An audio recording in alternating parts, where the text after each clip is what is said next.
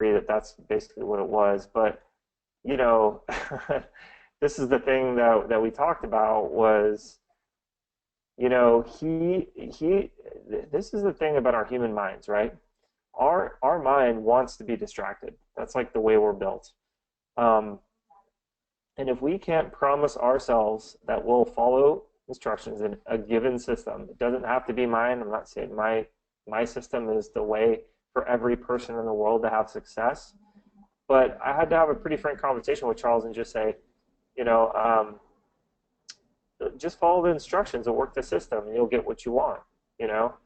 And we had to dive into why he didn't think that he was getting that done. And I won't share that with you because it's pretty personal, but it's a good way to introspectively look at yourself and say, why didn't I get the things done that I was hoping to get done today? Is it just that I didn't want to do it? Was there some story in my head that I was telling myself? And the thing that I told him to do is, well, don't make promises to me, make promises to yourself, right? Like, if you feel like people are always letting you down, that probably means that you're letting yourself down, right?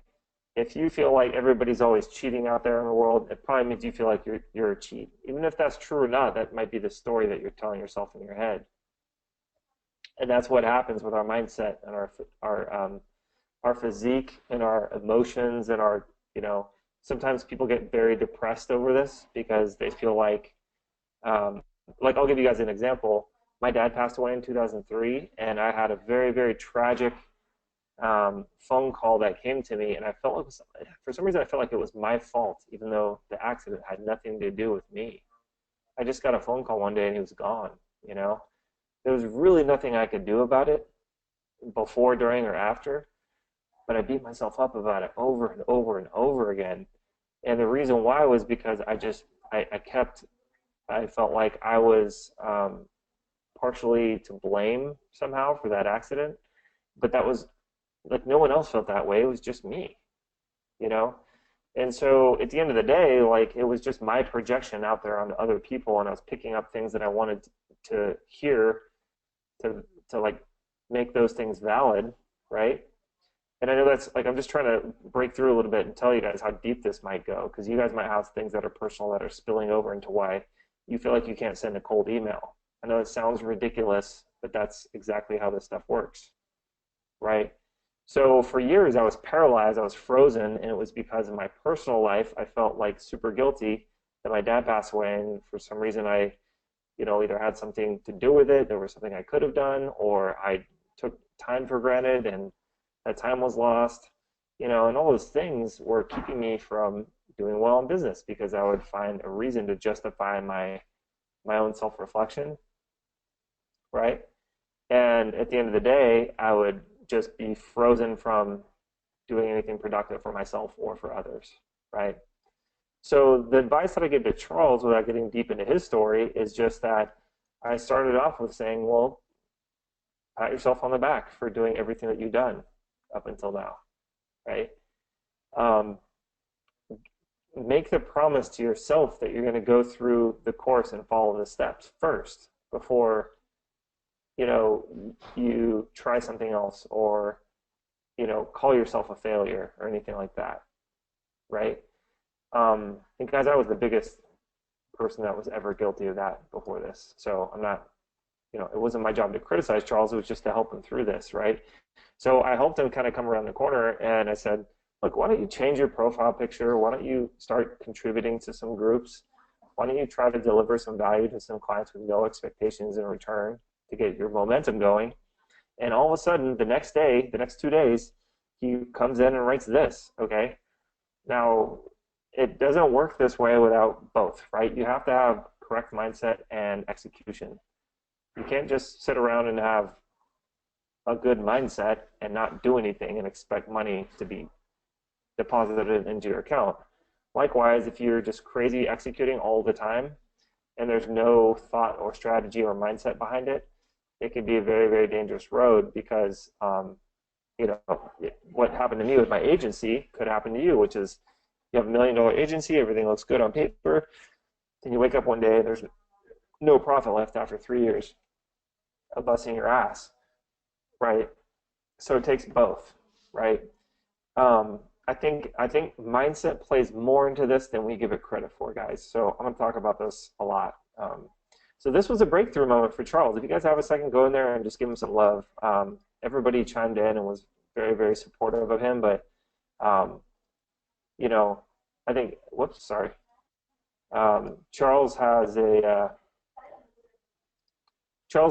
reason to celebrate here. One that, I think he's being very modest, to be honest. But this is a great little momentum win for him.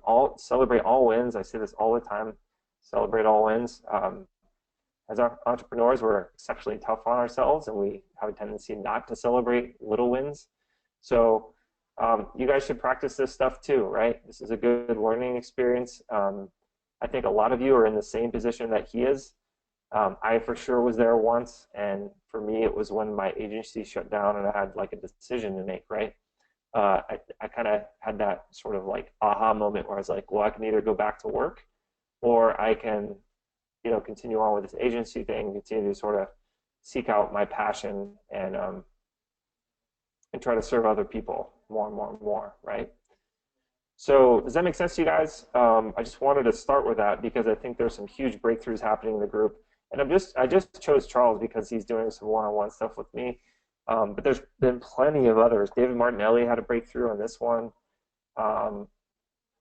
He's really starting to understand how these offers work, and he's getting some good results after making some adjustments. Jeff just posted this. I haven't seen it yet, but this is a great example of somebody who's taking action and asking the group actively for feedback. Charles posted again about YogaWorks. Let's see.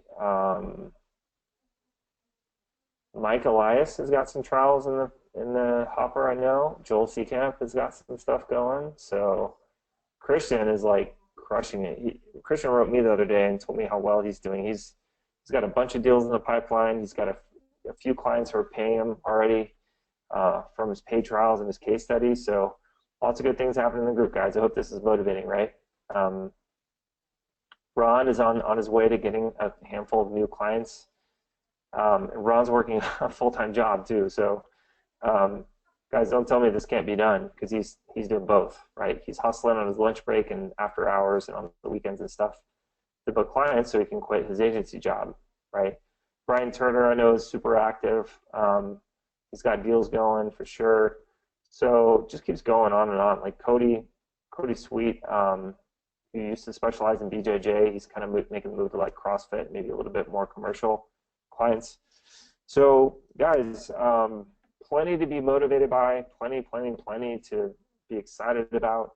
I'm very, very proud of all the breakthroughs that have happened with the members and how supportive you guys have been of each other and how awesome my team has been in sort of supporting those efforts. So all good things. So Chet, let me go back to Chet because he was the first one to chime in with his progress report. Chet has a horse race body language webinar, and Chet's got this thing where he teaches people how to read the horse's body language before they get onto the track and run the race, and it's boosting people's picks percentages by some crazy percentage. I forget what it is, Chet, but yeah. So anyway, he's got very, very interesting product for a very niche market, and so he's doing really well with that. Sounds like. Rick Caldwell says would be nice to have an onboarding checklist for going through the FB Manager account for the client. What screen share software do you use? So Rick, we use join.me. Check it out. Got a couple. We use this one. The advantage to join.me is that your prospect does not have to download much. There's like a little web browser plugin they have to download, which does not take much time at all. And I forget what the pricing is like. It's really cheap too. So they can basically, without downloading like this whole app, they can, your prospect, when they get the link, they can just click the link and it opens up a browser window and you can start to do your screen share just from there. You can also use this to give them like a code, like a little code snippet.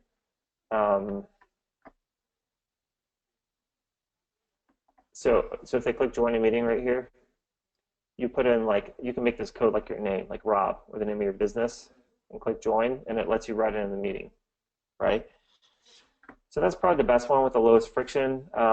Join.me, there's one drawback to it. I think a lot of people don't have up-to-date browsers and whatnot, and Join.me doesn't work as well on those. So somebody's using like Netscape on 95 Windows or something, this won't work on it. It's the only time, and we have both of these, so don't feel like you have to have both, but we use GoToMeeting as well because it's super reliable and it works on just about everything under the sun. The drawback is that they use a download plugin to get around that sort of compatibility issue. So what that means is that your prospect has to take an extra step and download this like zip file, open it up, say yes to adding the app on their computer, and then opening your meeting after that, right? So it's just another thing for the business owner to do. Rick, as far as the onboarding checklist, I think that, it's funny, people ask for that, but it just totally depends on the client's needs. The onboarding checklist is the normal criteria checklist, right? Do you guys know what those are? Like, do you know what those are, Rick?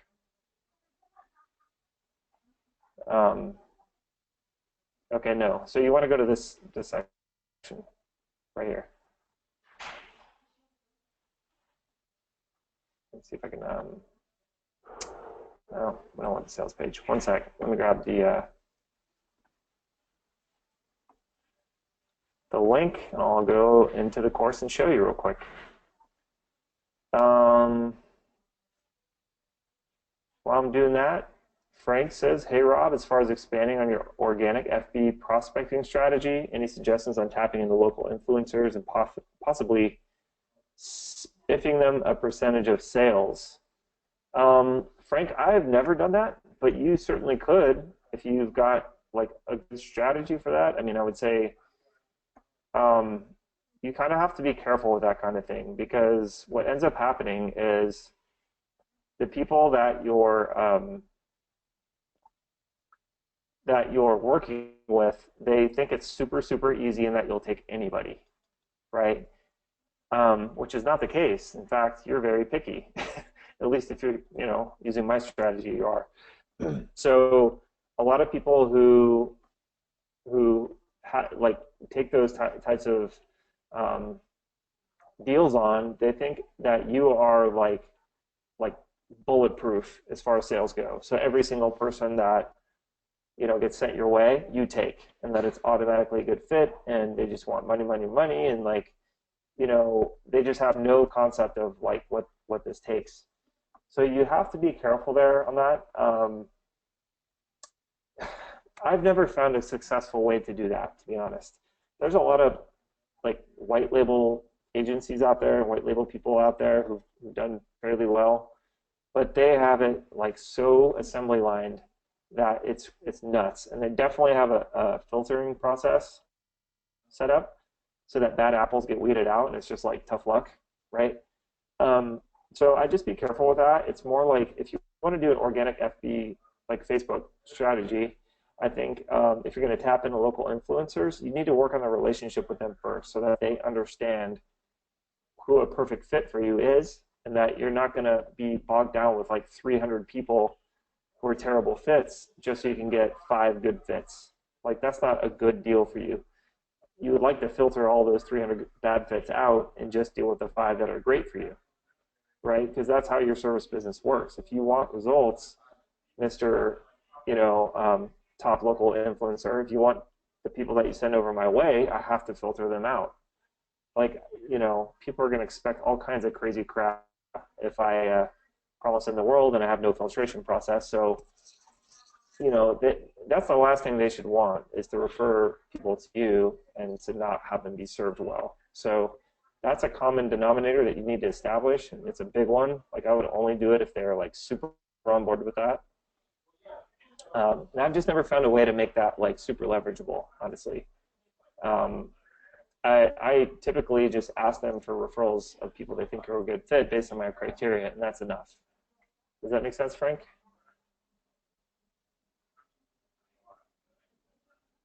Yep. Um,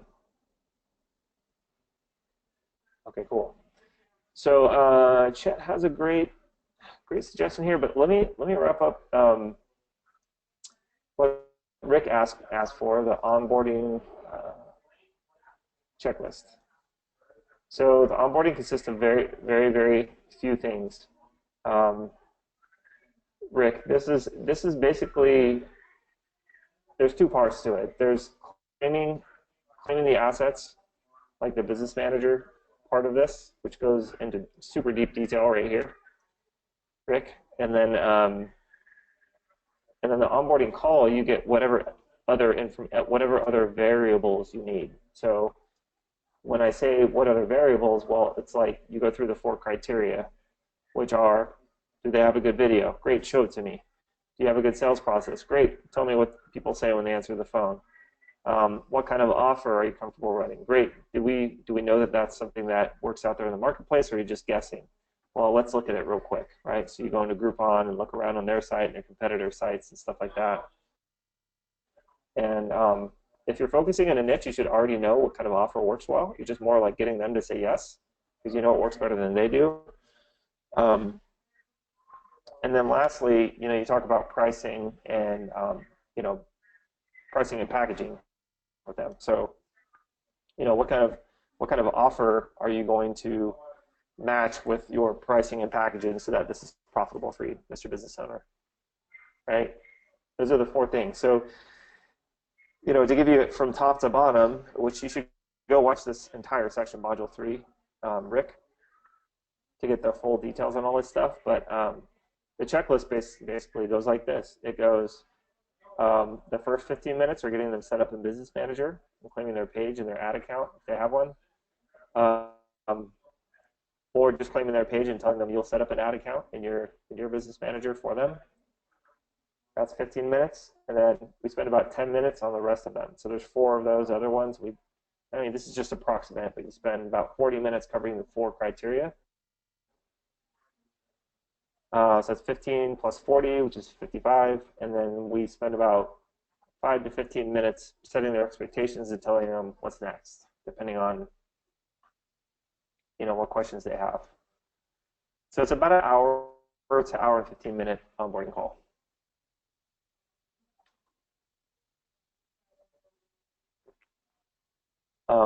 Did that answer your question, Rick? Frank says, I can totally relate to every word you said about Charles and mindset. Thank you very much for sharing. You got it, man. No problem, Frank. And I've got a lot of those messages, guys. Like, mindset is a big deal when you're an entrepreneur. I very much underestimated how much help our community needed with that, because I'm super into it, but not everybody's like that. But once I started talking about it a little bit, people were like, "Oh man, I so need help with that. Share more, right?" All right, Shane says he found Zoom.us. I've used Zoom too, Shane, previously. Zoom.us. This is another good one, guys. Zoom is pretty good. I've used this before. There's some things that I don't like about it, but it is one of those ones that's very fast, very easy, very low friction when you're trying to get someone else to join. It's a lot like join.me, right? And I do like this. They've got, it's $15 a month for one host, so that's really approachable for most people.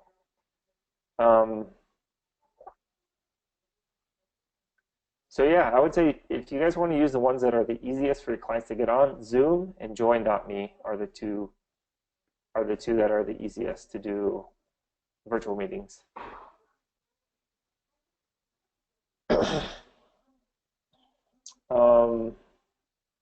Cool. Frank says, thank you. You're welcome, sir. Rick says, yes, I will watch again. No worries, man. Let us know what questions you have after you watch. So yeah, okay. So this is something that's interesting, guys. Is a lot of you are starting to run ads now, and there's what we should probably do is come up with some sort of format for asking questions like this, right? Like right here, David is asking for feedback on a campaign, right? Um, he kind of gives, yeah, so he gives the link to the landing page. So he's got a link to the ad. So that's good. You see the ad. Link to the landing page is here. And then he's got the stats. But we can't really see the targeting or whatnot. I don't think. Let's see. Nope.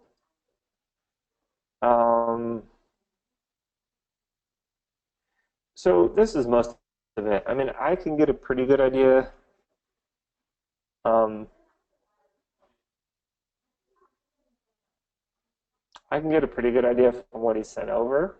But you know, if you guys want a campaign review, there's like a set amount of things that we should all have if you want good feedback. Because otherwise, it turns this thing like this hodgepodge of questions, right? Um, so let's think about this. Um,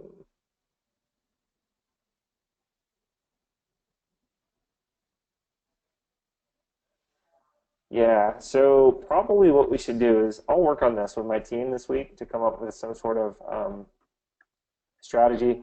In fact, Betsy, are you on today? I think you are, but that's a good note to make is how do we create a good little framework? Very cool, you are. So let's determine a framework that we can use to give people instructions on how to get the best feedback for a campaign that they either are having good success with or want feedback on. I mean, if they're sharing just because they had good success, that's great, but people are still going to be curious about, you know, all the details about how they got it done. So I kind of think we need to like put in like a little templated framework or something like that to where they just go boom, boom, boom, fill in the, you know, 5 bullets and then share some links and screenshots, right? So Betsy, if you can make a note of that, we'll go back in and try to get that sort of thing going in the group, right? That'll be good. Because a lot of people have good intentions, but you know, it's very hard for someone else to look in on this. Like there's another one here from Jeff, and he's got a ton of questions, um, but we don't know really what the goal is. I don't think. Let's see. What does engage mean on a carousel ad? Do I get charged by clicking on my downloads tab, the demo links? No. Why such a low relevancy score with 889 reach and 686? I don't think we can see relevancy score. I don't know how low it is. Things like that, right? So you can see there's immediately questions, and it's almost impossible for me to, you know, understand exactly how I can help him best if he doesn't give me, you know, sort of a baseline of information, right?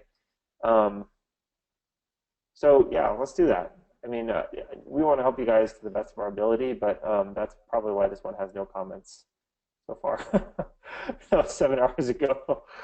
So that's a good one. Help me help you. That's right, Frank. Yeah. Okay, Betsy. So Betsy, let me punch something in a Slack so we don't forget about that one, and we'll announce that to the group on the next one. Maybe we can make a pinned post or something so that people know. um,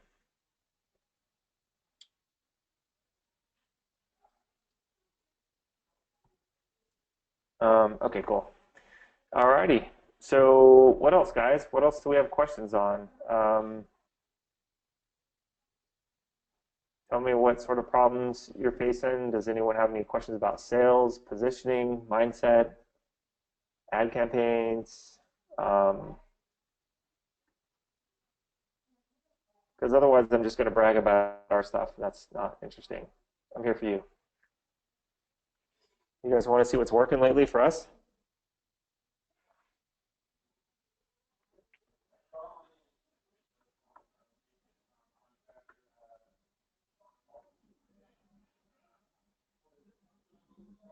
Oh, this is something cool. Jesse, while you guys are typing those in, Jesse um, cleaned this membership area up a lot in the bottom here. So you guys will notice we've got the live case study interviews. We've got those all under one tab now, and we're working on lining a few more of those up. So we'll let you know when those are ready. And then we've got the 5-part live training replays all stacked up in one section here, which is awesome. So tons and tons of nuggets in those areas, and we go deep in the stuff that you guys told me was the most important. Um, and then we've got the 2 client campaigns, so the sample campaigns.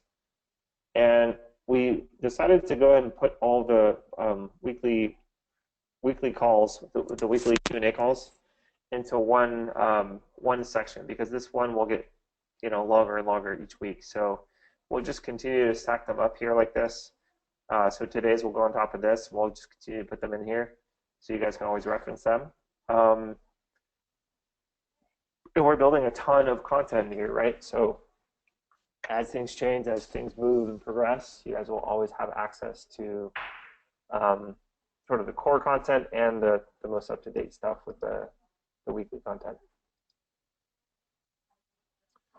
Shane says the campaign you reviewed for me on the last call has been running since yesterday. No leads yet. Okay. Shane, share with me what you think it might be. Is it getting clicks? Is it getting clicks but no conversions? What's going on there, man? Happy to help.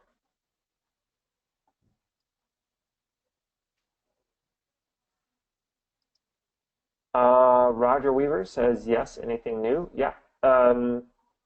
So Roger, one thing that we're seeing that's very, very interesting is our clients who run campaigns month after month are getting like exceptionally better results than our clients who start this stuff and stop, or start and pause and then come back. This is something that is very, very interesting to me, because you guys probably take this for granted, but a lot of businesses that we come across, they don't understand what you and I understand. So to give you an example, like Ryan today talked to a business owner who owns a gym, and they have they were spending. He's laughing. He's sitting right next to me. He's laughing. Um, they were spending north of $1,000 a month on Facebook ads to get 20 leads. Like, think about that for a second. $1,000 a month to get 20 leads, right? So that's, what is that? $50 per lead. So, and she's got a great business. She has a great sales process. She's got an awesome product. She sells like a hybrid personal training sort of product that's worth, I think, $345 to $400 the first month, which is kind of on the lower end of personal training. Like, that's where it would start for most personal, like one-on-one personal training. So, she's thrilled with 20 leads. She's closing, like, I think she got 5 or 6 new clients from that. And it's still kind of worth it for her to keep doing that, right? So what's new? What's new is that, like, you can easily find people out there who are running traffic and spending money through the nose, who have a good close rate, who you can come and help and, like, simply redirect that Facebook ad traffic to a landing page instead of their website, right? You can simply create an ad that's benefits driven, that has great copywriting, like, in the system that we give you, versus writing all about, like, all the stuff that nobody cares about besides the business owner. Like, those things that we take for granted that we might be pretty good at or much better at than a business owner. I mean, I just can't explain to you how many of these people there are out there right now, because this lady has an awesome business, and she's doing her best on her own, but she's meeting us and saying, like, oh my God, like, how do we make this better? Well, it's quite easy. We just plug in our proven formula. If you're doing that well with what you were doing before, imagine how well it's going to work now that we plug this in. So we're getting you $5 leads instead of $50 leads. And they're still as qualified, right? So that kind of stuff is that new? Well, it is to her. You know what I mean? To us, it's not new, but this is the thing that I think most people take for granted in our industry is that thing that works so super well. Like there's just nobody out there relative to what we know. There's nobody out there doing it, and so it's new to them, right? So go find someone on who this is new to because they're very easy to find and help them. You'll make money. Beyond that, Roger, something that's working really well for us right now is to run retargeting ads using like video testimonials and just going story, right? So as you guys know, I recommend the YouTube Director app, right? And a couple of our clients have really run with with the just taking the app and doing their own thing with it. So they're like, well, which one should we shoot? And we're like, well, you need a general business one for your landing page, right? We instruct them and consult with them on how to get that done.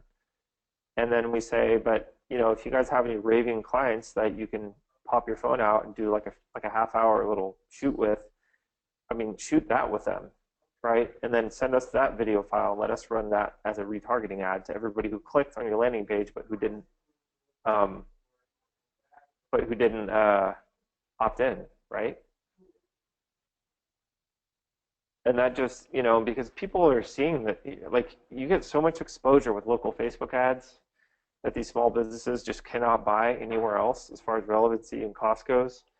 And so it's so cheap to run a retargeting ad with a video. You're getting like penny views, like 5-cent views, something like that. It's like, spend some of your budget on that, Like, and you don't even have to do it all the time. You could just be like, we got me one new case study video. Let me run that for a week, just to stay in front of the audience again.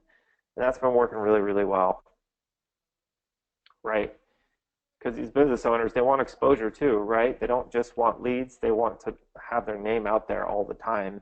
They know that's valuable. They just don't know how to do it. So there's that. Roger, type in if you're in Brent Anderson's Voice Drops program. Let me know if you are or not, or if you've at least heard of it, right? And I'll come back to that here in a sec. Chet says, so many people are going after gyms. What other niches can be as successful? Well, Chet, the mindset that so many people are going after gyms is sort of a self-limiting belief. So I'll address that part first. The fitness industry in the U.S. is an $80 billion market with a B. 80 billion. So, there's 235 people in this group. If they each help 10 clients in the fitness industry, that would be 2,350. And to get to $80 billion from 2,350 is a long stretch. So just to give you an idea about the size of that industry, that even if any of us thought that we could ever serve all of the gyms in the country that were a good fit for this, we never, ever could.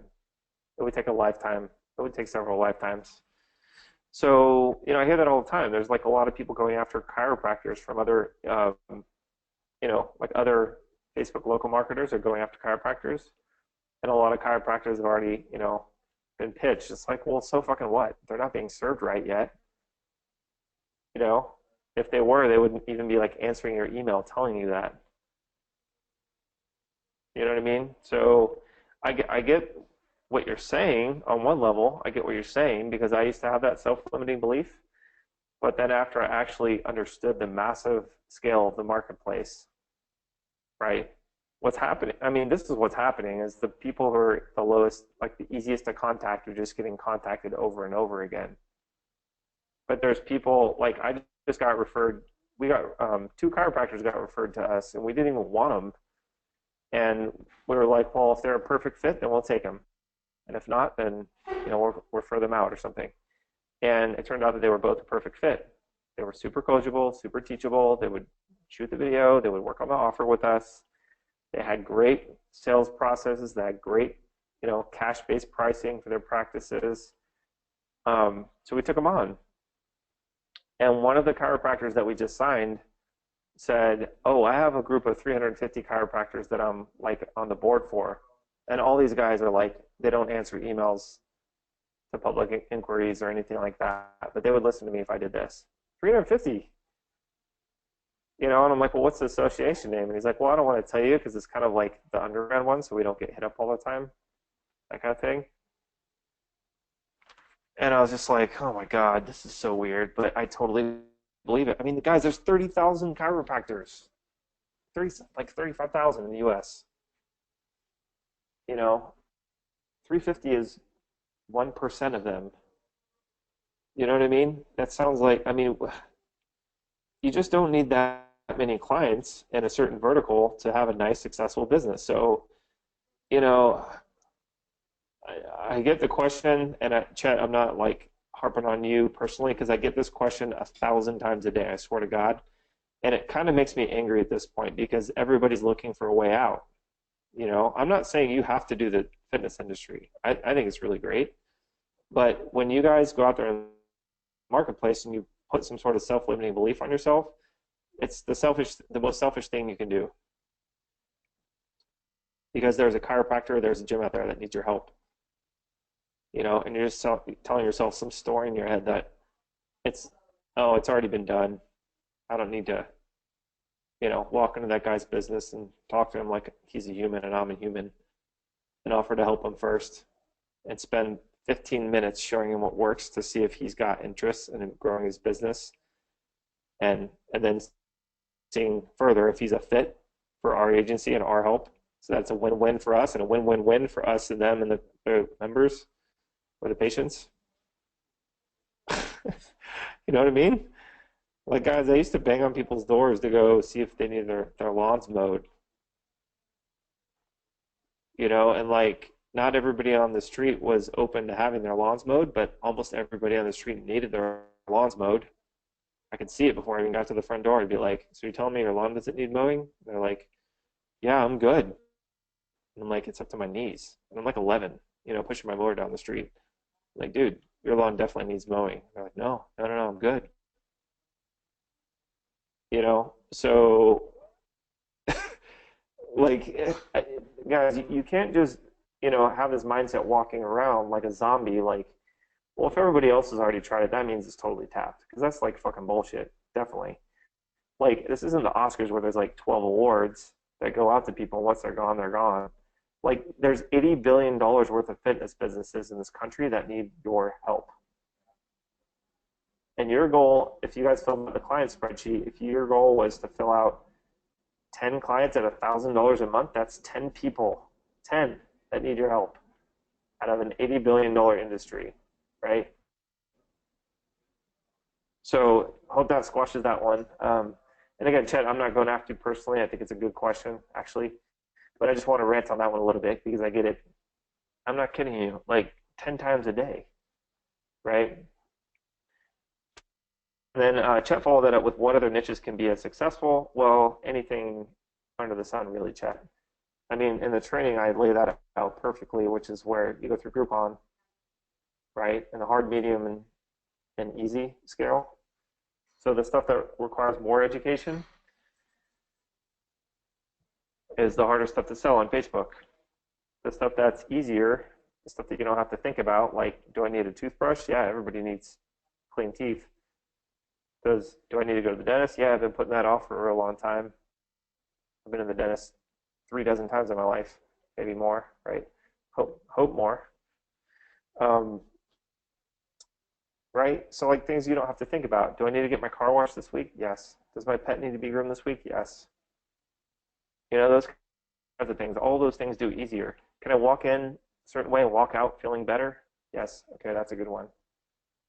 Right? So that's like massage or like beautifying things, or like my wife is not very vain at all, but she loves getting her nails done. It's just like one of those things where she feels like she's taking care of herself. She can walk in feeling a certain way and walk out feeling, an hour later she's beautified.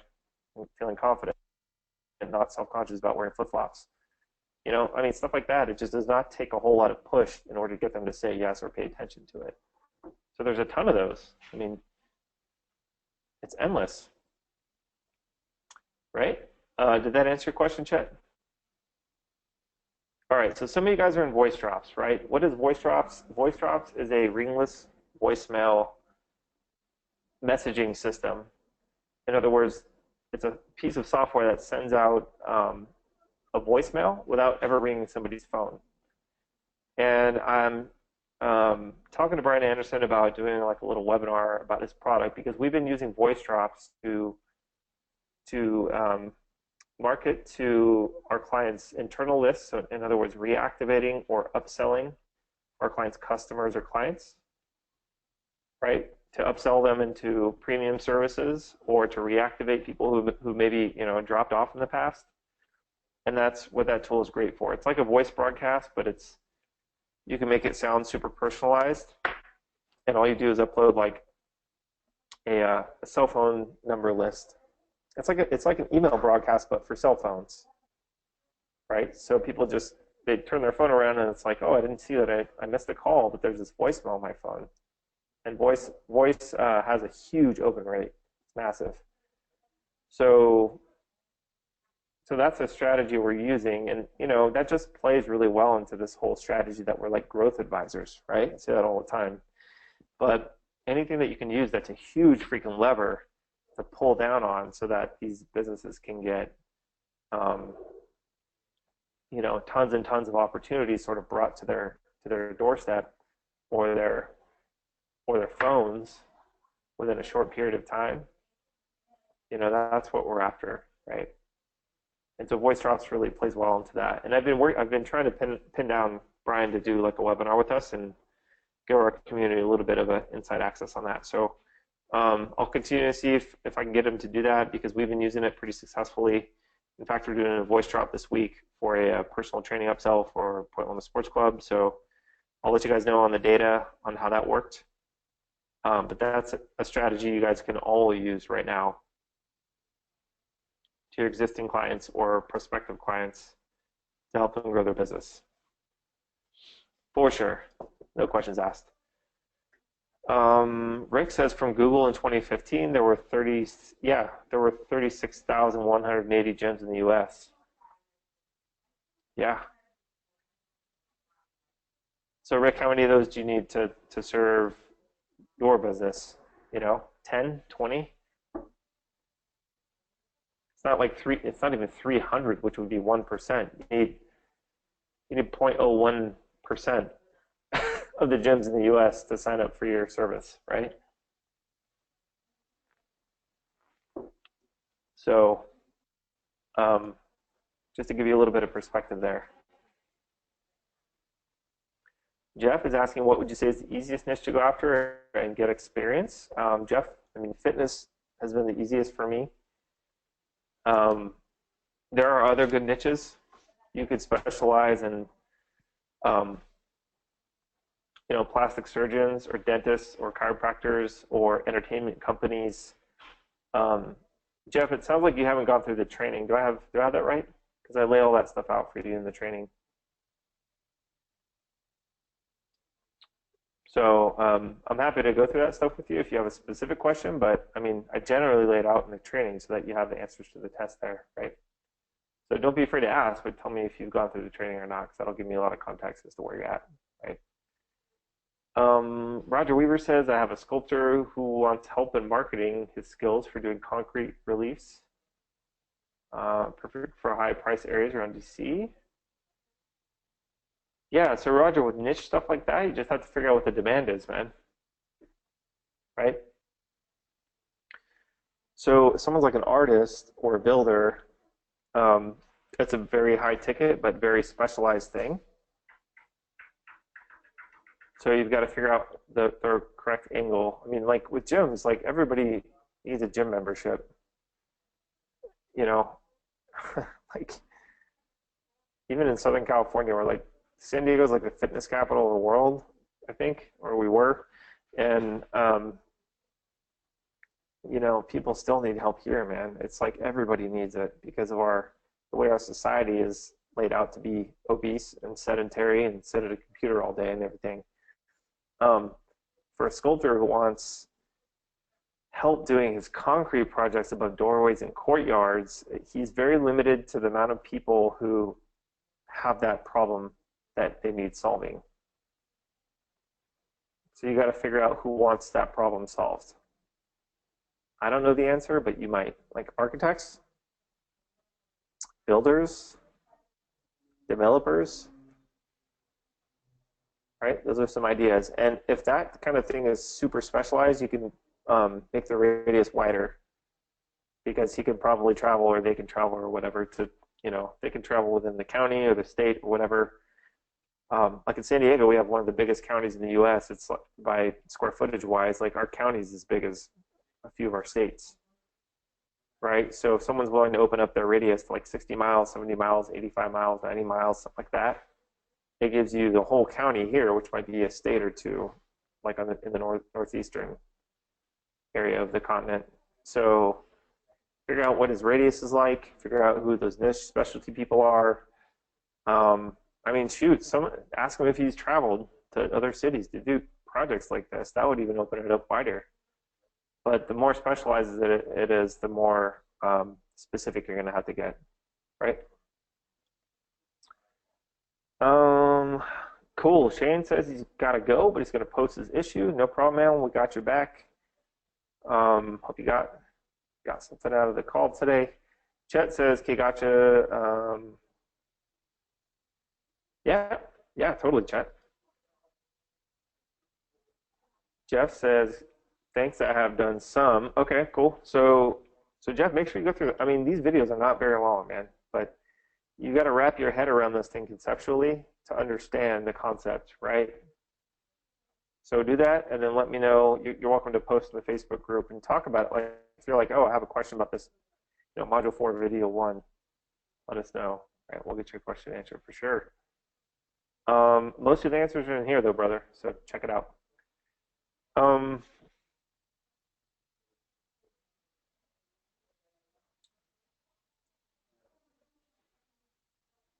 Yeah. So Roger says I've got a huge audience of very high income homeowners. I wonder if there's a different technique for this. Well, no, it's not different. It's just figuring out what problem you can solve and for who, Roger. So the ones that I sort of give to you guys are very easy because the problem to solve is very apparent. Like the gym helps people feel better about themselves and helps them reach their fitness goals, right?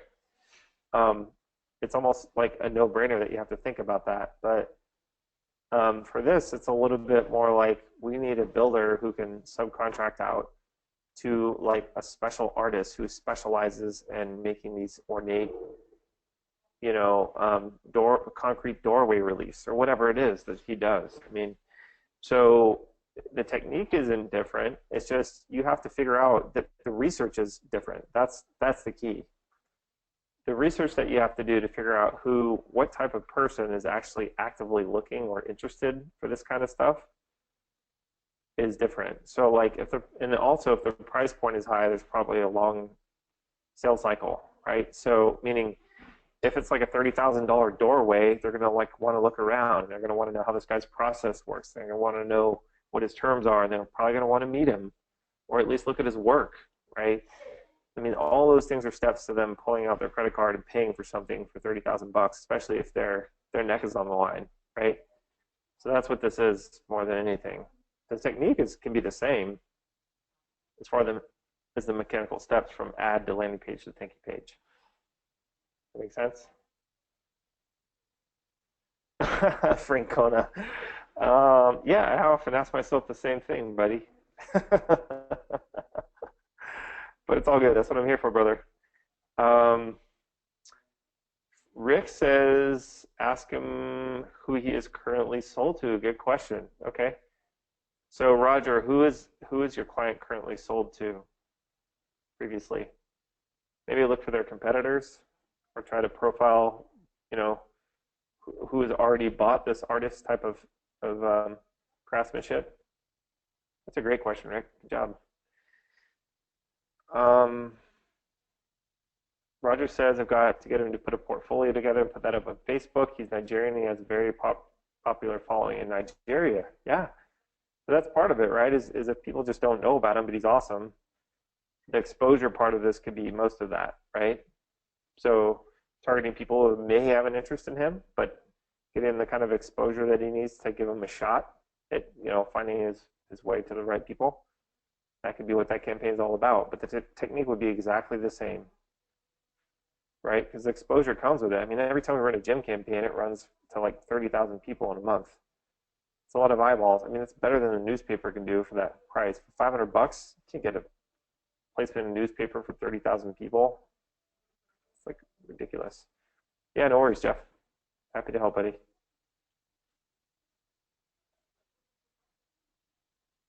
Yep. So, so Roger, you might have to just, do a longer play where you do content marketing, right? You market this guy's content. So case studies, projects he's done, and it's a longer play.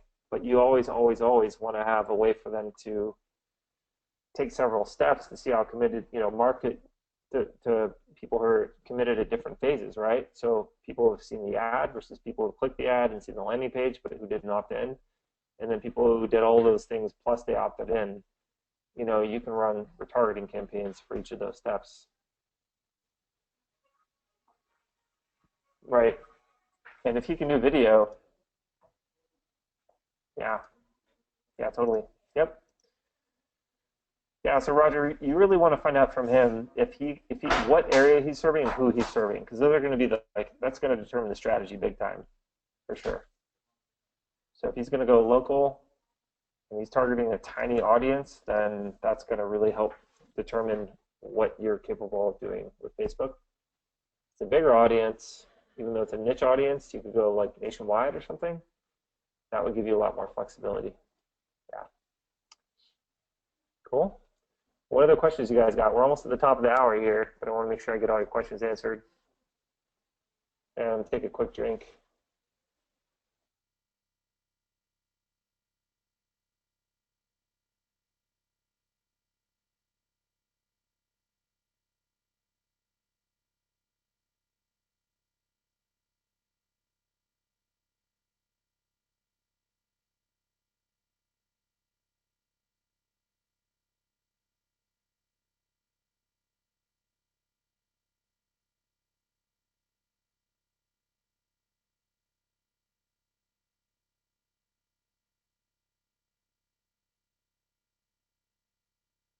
All right, guys. Well, let's see. Oh, wait, I got one more question that popped in from Jeff.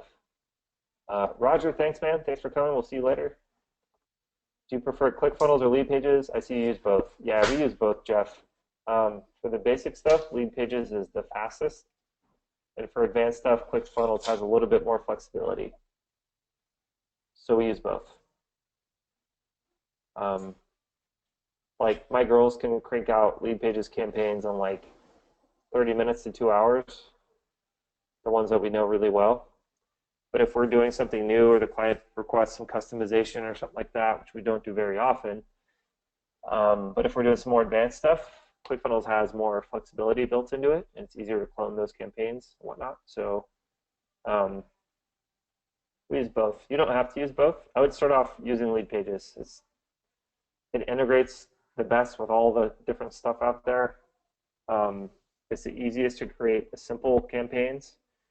The simple ones are typically the ones that work the best. And so we always start with simple.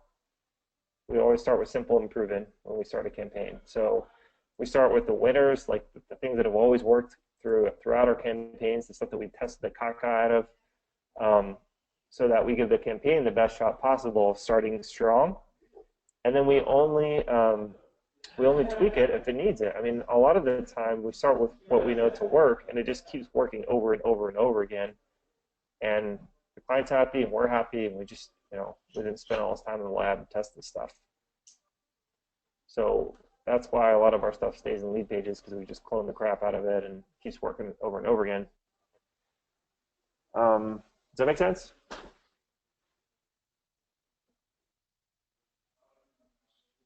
Cool. Anything else, guys?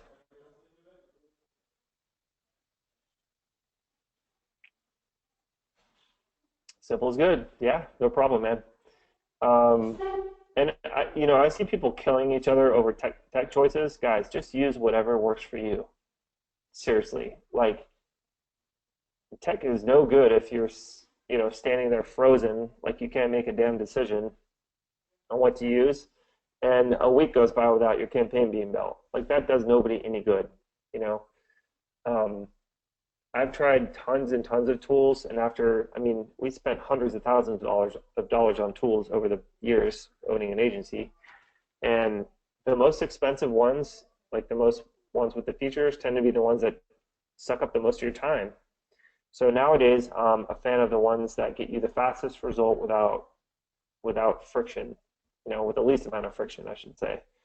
They all provide some friction, but that's my criteria for tools. Like, it's not that and I'm never married to one either. That's the other thing is people get so like in bed with these tools, and I'm just like, well, if your needs change, your client's needs change, shouldn't that serve your choice more importantly than your, evangelism towards the tool? I mean, there's so many tools out there now. I wish I had a graphic. There's a couple of great graphics. There's like more tech in the marketplace than there are people like in the world. So like the tools aren't the issue. It's never the tool. It's really, really the strategy that you apply and how fast you can get it deployed and start getting results. Um, Frank says, I use tech as an excuse not to go to work. Yeah, sometimes we need like a tech detox. I mean, my latest piece of tech is just a white legal pad or yellow legal pad with lines on it. And I carry those around and scratch all my notes out in analog and my thoughts, and then I transfer them to the appropriate place. So not a lot of people are a fan of that, but I think it works great because the second I open up my computer, I've got files and browsers and applications and tabs and email notifications and all that stuff. So um, that's the way things are headed. It's almost a healthy imbalance of technical stuff and technical worry versus actual like connecting people with who have problems with solutions, which is what we're in the business of. That's our arbitrage, is we know how to connect people who have a solution with the people out there in the marketplace who have a problem, right? So think about that the next time you're selecting a tool. Which one of these tools allows me to go out and effectively help, more of my clients find people who have the problem they know they can solve? And that'll help you make that decision, because a lot of the garbage they put on the sales page and stuff, it just has nothing to do with you, right? All right, guys. Well, the questions seem to have died down. I really appreciate your time today. It's 4:05, so we're in an hour and 5 minutes today. As always, we're here for you guys. We're in the Facebook group. We've got the support email there if you need that. And let us know what kind of questions you have. And I think the one takeaway we had from today for our homework over here internally is just to get sort of a criteria going so that we can effectively help critique other people's campaigns. And heck, we might even create a little system for getting those submitted so we can review them. So, all right, guys, thank you all for being on. We'll post a replay in the group here shortly, and talk to you soon. Have a good day.